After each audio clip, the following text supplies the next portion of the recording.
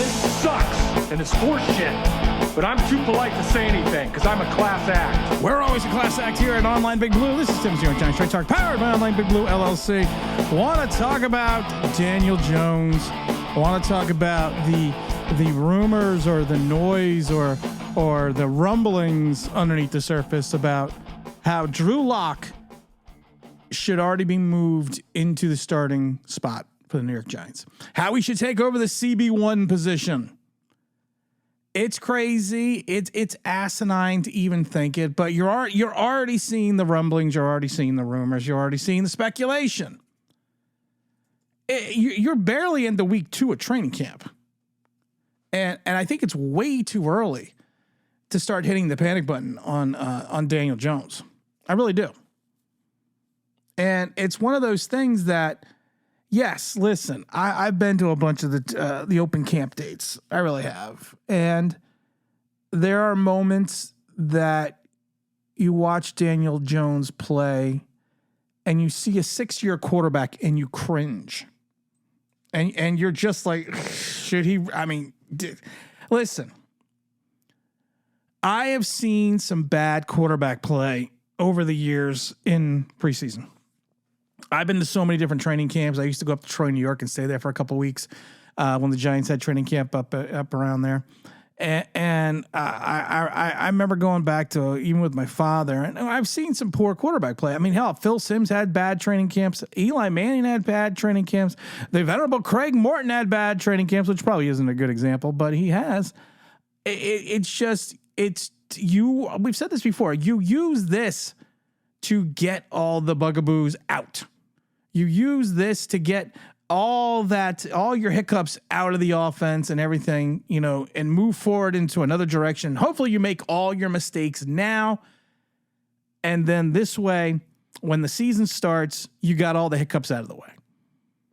Now, I will say this. There has been times in camp where you watch Daniel Jones pass and you're just like, this is not a guy that should be a 6-year quarterback. He sometimes looks like a rookie. And you're going into year 3 of the same offense. And in some regards, you're technically might be going into more like year 5 because of the fact that we're running a very similar offense that was run by Jason Garrett and Joe Judge.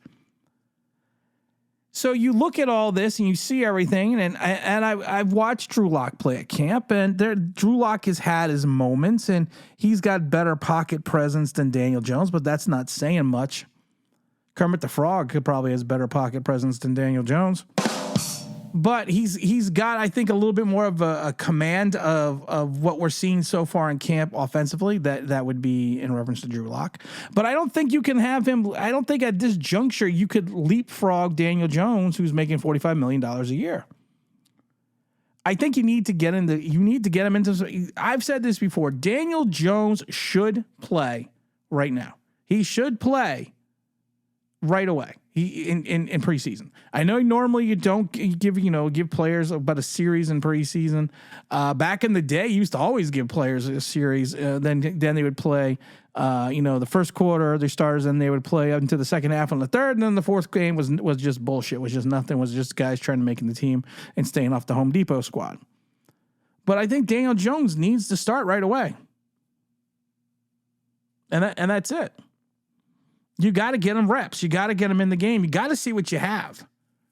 Is he going to be a shell of himself? Which isn't really saying much. It's probably not really that great of a shell. But you have to see if you do need to move on with the Drew Lock experience.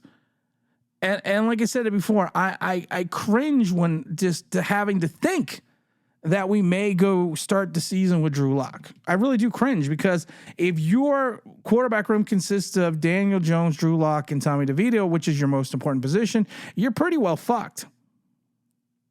So you might as well just throw your hands up in the air. Speaking of throwing my hands up in the air, I love it because the Giants claimed Mario Goodrich off the waiver wire from the Philadelphia Eagles. He started 4 years last. He was playing 4 games. I think started 1 last year for the Eagles. And again, everyone's so excited. I've seen on Twitter how exciting the signing was, and what a bold move it just was by Shane to grab this guy. Anyone remember Madre Harper? Does anyone remember the practice squad player Madre Harper that we stole a bunch of years back from the Raiders practice squad, and he basically did nothing. The Eagles are a team that were decimated in the quarterback position, cornerback and wide receiver position last year. And they had such poor play that if Mario Goodrich can't make the roster or even stay on the roster outside of 2 weeks, I know teams make mistakes and let people go, but you probably have a 20% chance of him making the roster. And that's a 20% chance of making, 80% chance that he's not going to make this roster.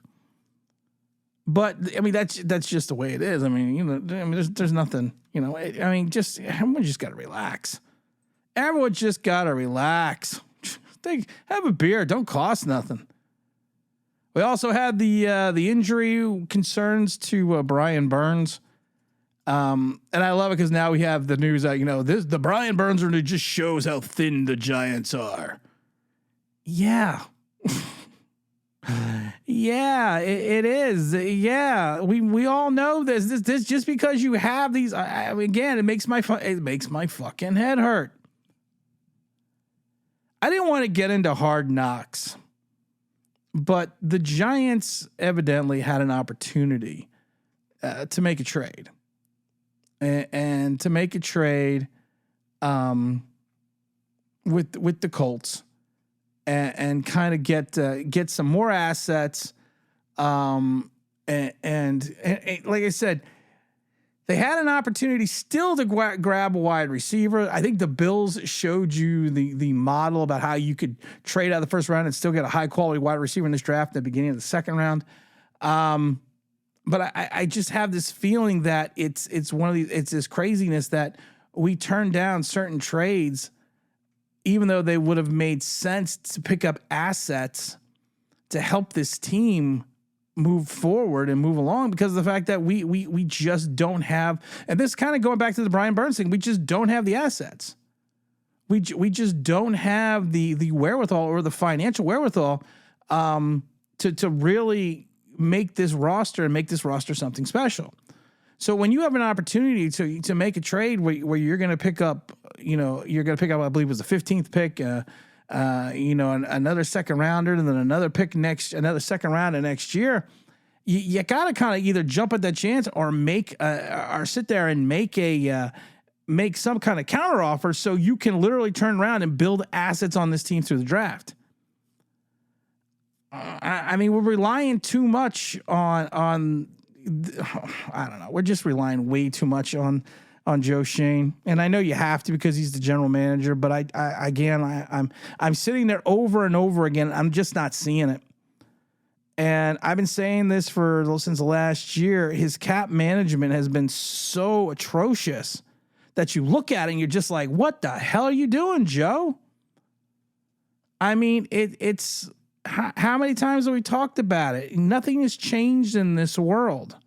It's always going to be the same thing. That's not the way you're supposed to do it, Dad. They want us to do it this way. I don't know that way. Why would they change math? Math is math. Okay, Math Dad. is math.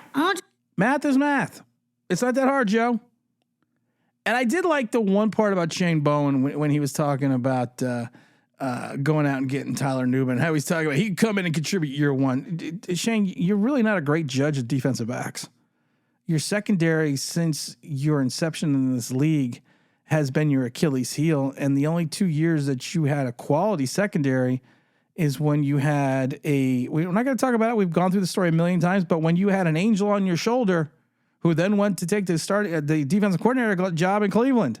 And then as soon as that gentleman left, your secondary dropped back into the doldrums.